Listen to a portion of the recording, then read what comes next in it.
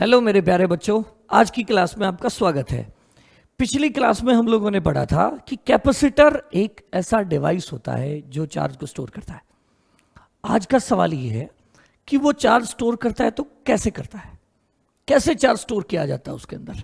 तो बेटा सुनिए, मान लेते हैं ये हमारा पैरेलल प्लेट कैपेसिटर है और हमें इसमें स्टोर करना है चार्ज। जैसे आप यूं समझिए कि जैसे एक टंकी में अगर आपको पानी स्टोर करना होता है तो आप क्या जोड़ेंगे, उससे मोटर जोड़ेंगे। पानी की वो मोटर क्या करेगी, उसको पानी का सप्लाई देगी और उस पानी की सप्लाई के लिए मोटर क्या खाएगी, इलेक्ट्रिसिटी लेगी, यानी एनर्जी खाएगी और उसमें पानी सप्लाई करेगी और वो स्टोर हो जाएगा। सेम एनालॉजी से यूं समझिए कि अगर आपको इस कैपेसिटर में चार्ज स्टोर करना है तो आपको चाहिए एक सोर्स जो चार्ज दे, और वो सोर्स है बेटा बैटरी। हमने जोड़ दी एक बैटरी। बैटरी में क्या होते हैं, केमिकल। जैसे मोटर पानी को ऊपर चढ़ाएगी तो वो इलेक्ट्रिसिटी लेगी, इलेक्ट्रिसिटी कंज्यूम करेगी और पानी स्टोर करेगी। उसी तरह बैटरी केमिकल को कंज्यूम करेगी। किसको बेटा, केमिकल्स को कंज्यूम करेगी और कंज्यूम करके चार्ज को सप्लाई करेगी। चार्ज को जब वो सप्लाई करेगी, ये प्लस टर्मिनल और ये माइनस टर्मिनल।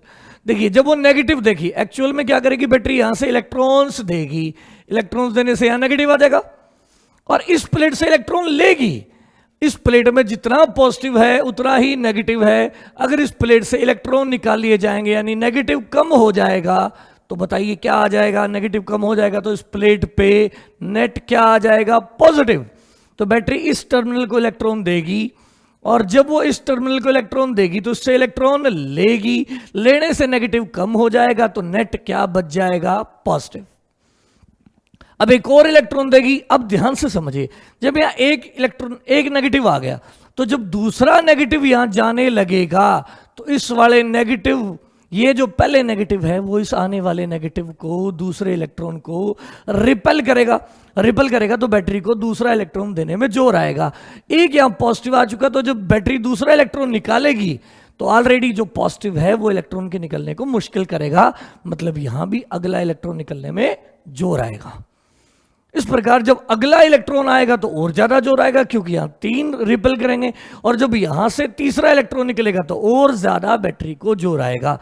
आप इस बात को यूं भी समझ सकते हैं, थोड़ा सिंपल करें तो सिर्फ इतना बोल दो, इतना बोल लो। अगर हम किसी सिचुएशन को आसान करना चाह रहे हैं तो आप ऐसे भी बोल सकते हो, इससे कंसेप्ट में फर्क नहीं पड़ेगा। यूं समझ लो ये नेगेटिव दे रही है और ये पॉजिटिव दे रही है, लेकिन रियल में ऐसा नहीं हो रहा है। रियल में बैटरी इधर इलेक्ट्रॉन दे रही है और इधर से इलेक्ट्रॉन ले रही है, लेकिन समझने के लिए आप ऐसे बोल लो, यहां से नेगेटिव दिया और बैटरी ने यहां से पॉजिटिव दिया।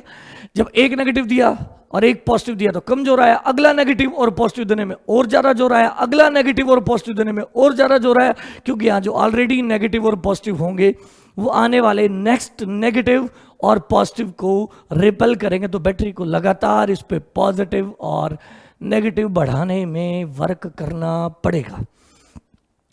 और वर्क करने से यहां चार्ज बढ़ेगा, फील्ड बढ़ेगा। बोलिए, चार्ज आ गया तो फील्ड आ गया, फील्ड बढ़ेगा, फील्ड बढ़ेगा और एनर्जी भी बढ़ेगी। तो यानी बैटरी जो वर्क करेगी, क्या कंज्यूम करके, बैटरी, अब पूरा प्रोसेस समझिए, बैटरी केमिकल कंज्यूम करके वर्क करेगी, उस वर्क से चार्ज बढ़ेगा, चार्ज से फील्ड बढ़ेगा, फील्ड से एनर्जी बढ़ेगी।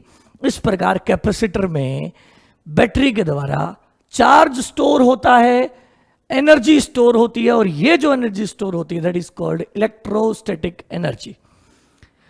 अब यहां एक गंभीर सवाल है कि क्या जो बैटरी ने जितना भी वर्क किया, क्या वो यहां सारा स्टोर हो जाएगा, सारा स्टोर हो जाएगा, सारा स्टोर हो जाएगा? सोचिए एक सेकंड के लिए।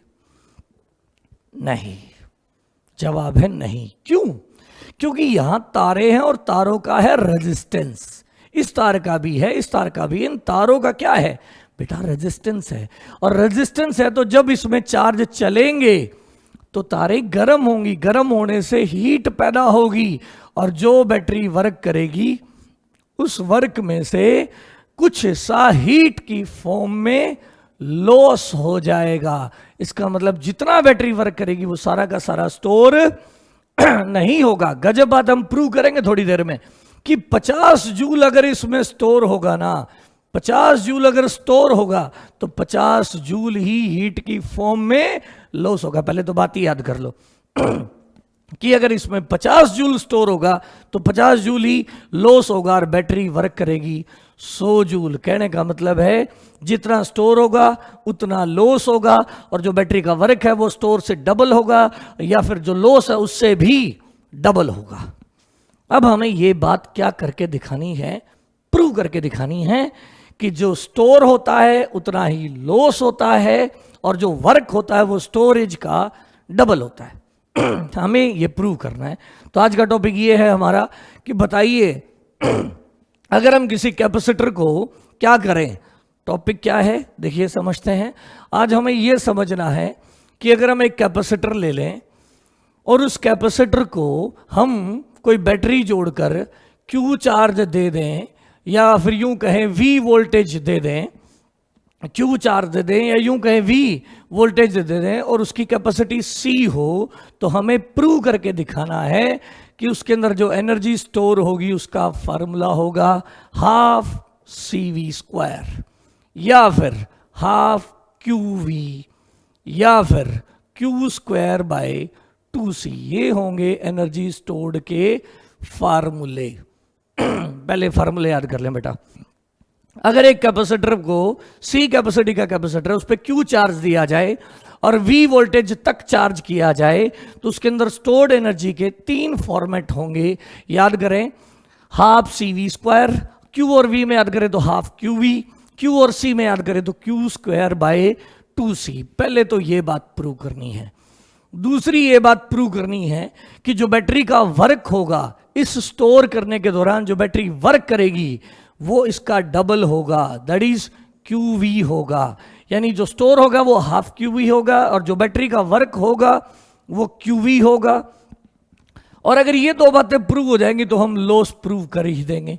जब बैटरी वर्क करेगी QV, स्टोर होगा हाफ QV, देयरफॉर लॉस कितना हो जाएगा, QV minus half QV, that is half QV का क्या हो जाएगा, लॉस हो जाएगा। तो हमें ये तीनों बातें प्रूव करनी है।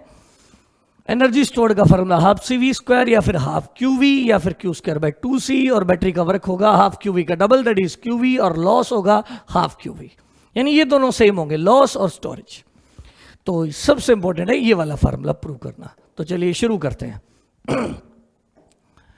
ये मान लिया हमारा पैरेलल प्लेट कैपेसिटर। अब देखो बेटा, अगर हम इसमें बैटरी जोड़ के चार्ज करेंगे तो तारें जोड़नी पड़ेगी, और तारों से अगर चार्ज फ्लो होगा तो हीट की फॉर्म में एनर्जी का लॉस होगा। तो एक काम करते हैं, एक इमेजिनरी प्रोसेस मान लेते हैं। क्या मान लेते हैं? एक इमेजिनरी प्रोसेस। वो क्या है? देखिए, इस प्लेट के अंदर बेटा पॉजिटिव भी है, सही बात, और इस प्लेट में नेगेटिव भी है। इस और दोनों इक्वल हैं, और नेट चार्ज इस प्लेट का है 0, और इस प्लेट में भी जितना पॉजिटिव है उतना ही नेगेटिव है, और नेट चार्ज है 0। अब अगर मैं थोड़ा सा पॉजिटिव यहां से निकाल के यहां भेजूं, इमेजिन कर रहा हूं, और इमेजिनेशन में एनर्जी का लॉस नहीं होगा, हीट का लॉस नहीं होगा, क्योंकि कोई करंट नहीं बना रहा। मैं इमेजिन कर रहा हूं कि यहां से यहां चार्ज यहां भेज दिया। आपको कि सर इमेजिन करने का क्या फायदा? भाई हम इससे ये पता लगा लेंगे कि इसमें स्टोर कितना है। यस और नो? तो देखिए, हम इमेजिन कर रहे हैं कि यहां से हमने थोड़ा सा चार्ज निकाला, कितना? DQ, और वो यहां से निकाल के ये DQ निकाला प्लस, और यहां पे हमने भेज दिया। तो बताइए, इसका चार्ज बढ़ गया, इसका चार्ज बढ़ गया, तो नेट इस पे आ जाएगा पॉजिटिव और इस पे आ जाएगा नेगेटिव। अब हम इसी तरह से थोड़ा सा DQ और निकालेंगे और इसको भेज देंगे। तो बताइए क्या होता जाएगा इसमें? ये वाला जो पिलर है वो तो बड़ा होता जाएगा और ये वाला पिलर छोटा होता जाएगा। तो इस पे तो नेट आ जाएगा नेगेटिव, जैसे जैसे हम निकालते जाएंगे वैसे वैसे नेट नेगेटिव होता जाएगा, और इस पे थोड़ा थोड़ा भेजते जाएंगे तो इस पे नेट पॉजिटिव होता जाएगा। ये इमेजिनेशन है, रियल में तो पॉजिटिव ट्रांसफर ही नहीं होता है, इलेक्ट्रॉन ट्रांसफर होता है, लेकिन समझने के लिए आसान है। तो हमने एक इमेजिनरी प्रोसेस माना जिसमें हम बिट बाय बिट थोड़ा थोड़ा DQ चार्ज निकाल के इस प्लेट से इस प्लेट में भेज रहे हैं, जिससे इस पे थोड़ा पॉजिटिव, फिर थोड़ा और पॉजिटिव, या नेगेटिव, या पॉजिटिव, पॉजिटिव नेगेटिव लगातार बढ़ते जा रहे हैं। इतनी बात आपको समझ आ गई होगी। मान लेते हैं कि हमें इसका चार्ज 0 से कहां तक लेके जाना है, Q तक लेके जाना है। एक इंटरमीडिएट स्टेज मान लेते हैं, ना इनिशियल ना फाइनल, ना इनिशियल ना फाइनल। एक इंटरमीडिएट स्टेज मान लीजिए, जब इसका -Q है, इसका +Q चार्ज है, और प्लस और -Q चार्ज है तो फील्ड है, और फील्ड है तो यहां कोई ना कोई वोल्टेज है, और उस वोल्टेज को मैं मान लेता हूं V है। तो किसी इंटरमीडिएट, जब हम यहां से निकाल के यहां भेज रहे थे, तो किसी स्टेज में यहां -Q चार्ज आ गया, यहां +Q चार्ज आ गया, वोल्टेज V हो चुकी है, और इसकी जो कैपेसिटेंस है वो C है। तो अब आप बताइए मुझे, क्या मान लिया, Q charge -Q charge, V voltage हो चुकी है, कैपेसिटेंस C है। अब अगर आप DQ चार्ज को यहां से यहां इस सिचुएशन में भेजेंगे तो वर्क, थोड़ा सा वर्क कितना करना पड़ेगा, DW वर्क। क्या पहली बात यूं बताइए, पहला DQ भेजने का अगला DQ भेजने का वर्क हर बार सेम है या नहीं है? पहले मुझे यूं बताइए, सोचिए जरा 2 मिनट। क्या जो पहला DQ निकाल के भेजा, अगला DQ निकाल के भेजा, हर DQ में वर्क सेम है या अलग अलग है? तो मैं बताऊं आपको, बेटा ध्यान से समझिए। पहले इन दोनों प्लेटों के बीच में कोई फील्ड नहीं था, तो जब आपने पहला DQ यहां से यहां भेजा, एक तो वर्क का फॉर्मूला याद करें, वर्क का फॉर्मूला होता था Q डेल्टा V। क्या होता था बेटा?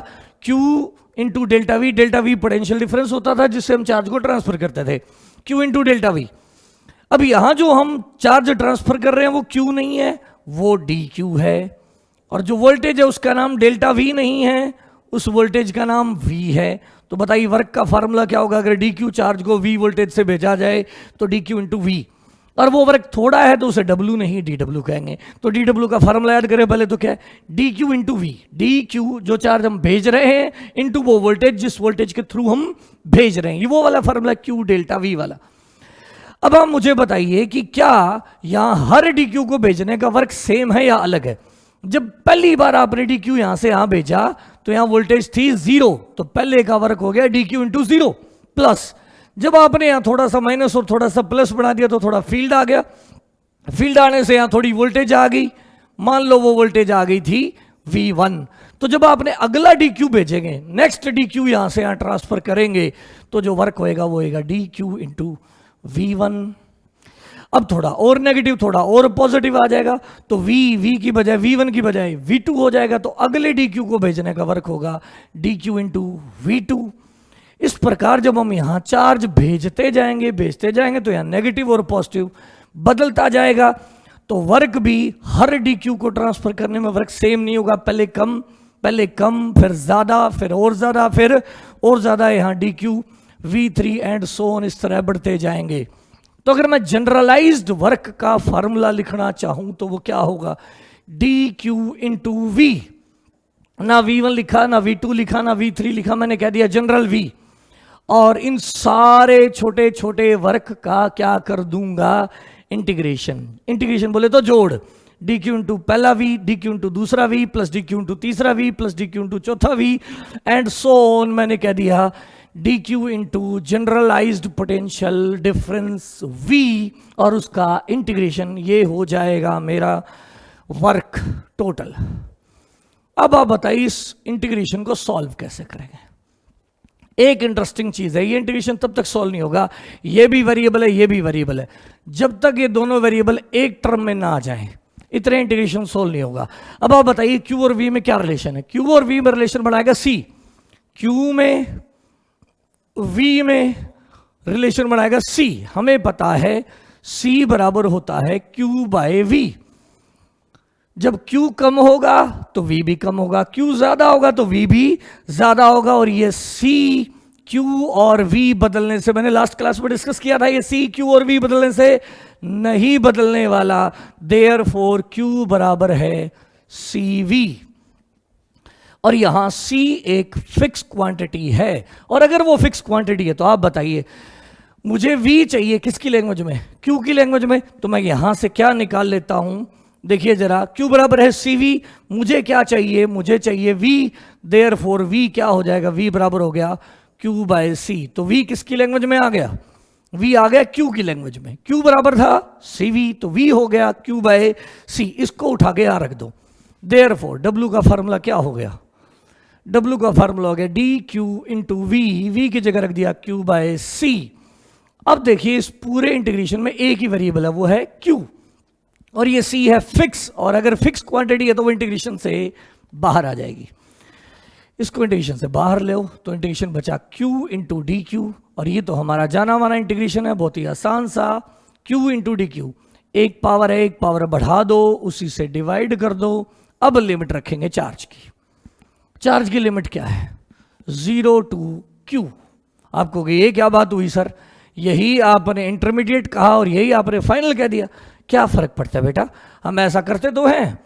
अगर हम यहाँ पेड़ से आप x दूरी पर हो, x1 को भी 1 कहेंगे, 2, 2, 3, 4, अब जैसे यहाँ से हम चले, ये x1 है तो ये x2 है, ये x3, ऐसा थोड़े बोलते हैं कि x1 1 है, x2 2 है, जनरलाइज वेरिएबल को हम x बोल देते हैं। उसी तरह यहाँ चाहे पहला चार्ज हो, दूसरा चार्ज हो, तीसरा हो, चौथा हो, फाइनल का नाम मैंने Q ही रख दिया।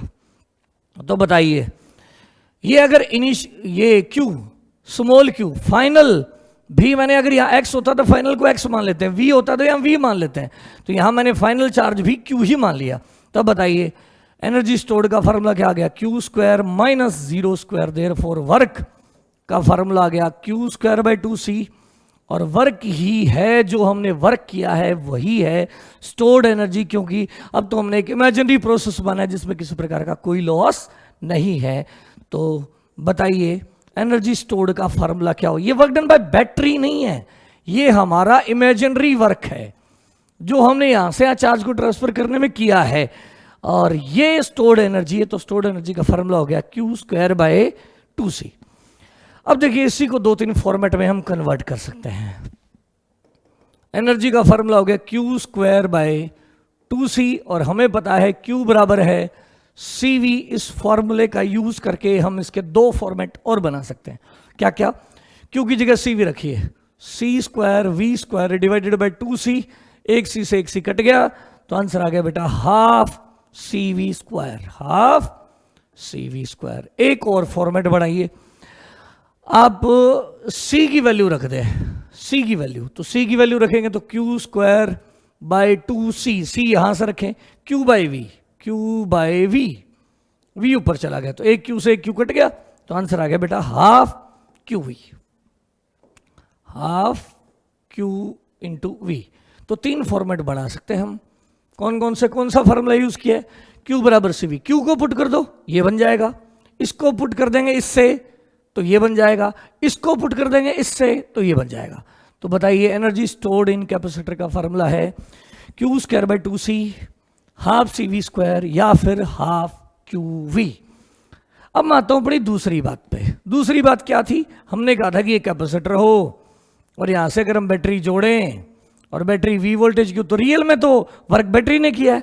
तो दूसरा सवाल है वर्क डन बाय बैटरी बताओ, वर्क डन बाय बैटरी बताओ।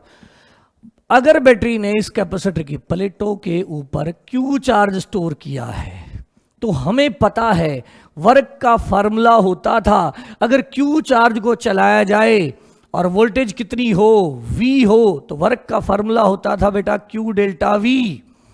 और यहां डेल्टा V, बैटरी ने चार्ज चलाया है Q और जो वोल्टेज है वो है V, तो डेल्टा V की जगह क्या रख दिया मैंने? V। तो वर्क डन बाय बैटरी हो गया QV। तो बैटरी ने QV काम किया और जो स्टोर हुआ है वो हाफ QV। अभी अभी हमने इमेजिनरी प्रोसेस से Q चार्ज की स्टोरेज मानी, बैटरी से नहीं मानी थी, इमेजिनरी प्रोसेस से Q चार्ज की स्टोरेज मानी, तो स्टोर हुआ था हाफ QV और बैटरी ने काम किया है QV, इसका मतलब आधा QV गायब हो गया। तो तीसरा फार्मूला है हीट कितनी पैदा हुई। तो हीट बेटा जो बैटरी ने वर्क किया वो 2 जगह गया, यहां जो तार थी उसमें हीट पैदा हुई और कुछ स्टोर हुआ, कुछ स्टोर हुआ। तो आप बताइए हीट कितनी पैदा होगी? बैटरी ने वर्क किया QV, स्टोर हुआ हाफ QV, बैटरी ने काम किया QV और स्टोर हुआ हाफ QV, तो हीट कितनी पैदा हुई? जो बैटरी ने काम किया उसमें से माइनस कर दो जो यहां स्टोर हो गया है, और स्टोर हो गया है हाफ QV। देयरफॉर हम कह सकते हैं हाफ QV हीट की फॉर्म में लॉस हो गया है और ये है प्यारा सा कंक्लूजन कि बैटरी जितना काम करेगी उसका आधा स्टोर होगा, जो बैटरी वर्क करेगी उसका आधा स्टोर होगा और आधा हीट की फॉर्म में लॉस होगा। उम्मीद है आपको ये बात समझ आ गई होगी। आगे तो एक छोटा सा सवाल हम कर लेते हैं इस बात के ऊपर, फिर आज की वीडियो को समाप्त करेंगे ताकि ज़्यादा लंबा लेक्चर ना हो जाए। देखिए छोटा सा सवाल, अगर मैं आपसे कहूँ ये कैपेसिटर है और इसको मैंने 20 वोल्ट की बैटरी से जोड़ दिया है और इस कैपेसिटर की कैपेसिटी 10 माइक्रोफैरड है, तो बताइए बच्चों इसके अंदर स्टोर्ड एनर्जी कितनी है, बैटरी ने वर्क कितना किया है, नंबर 3 हीट की फॉर्म में कितनी एनर्जी लॉस हुई है चार्जिंग के दौरान। तो आप कहेंगे सर स्टोर्ड एनर्जी निकालने के लिए बहुत सीधा सा फार्मूला, हाफ CV², हाफ की जगह हाफ, सी की जगह वैल्यू रखिए 10, माइक्रो की जगह 10 की पावर -6 माइक्रो याद रखें, 10 की पावर -6 इंटू V का स्क्वायर, V कितना है 20 वोल्ट, 20 का स्क्वायर, तो बेटा कितना आ गया ये 400 इंटू 10 की power -5 divided by 2, that is 200 into 10 की पावर -5, यानी हम लिख सकते हैं 2 इंटू 10 की पावर 100 और -5 -3 रह गया जूल, -10 की पावर -3 को लिख सकते हैं मिली, 2 मिली जूल एनर्जी क्या होगी इस कैपेसिटर में स्टोर होगी। अब मैंने पूछा दूसरा सवाल कि बताओ बेटा बैटरी ने कितना वर्क किया है, तो जितना स्टोर हुआ है 2 मिली जूल स्टोर हुआ है, तो बैटरी का जो वर्क है वो है 4 मिली जूल। मैंने पूछा बताओ बेटा तीसरा सवाल कितनी हीट पैदा हुई है, जितना स्टोर हुआ है उतनी ही हीट की फॉर्म में एनर्जी लॉस हुई है, तो 2 मिली जूल लॉस हुई, 2 मिली जूल स्टोर हुई और 4 मिली जूल बैटरी ने सप्लाई करी। उम्मीद है ये बात समझ आ गई होगी। समझ आ गई है तो इसे लाइक करें, शेयर करें, सब्सक्राइब करें और पढ़ते रहें। Have a good day.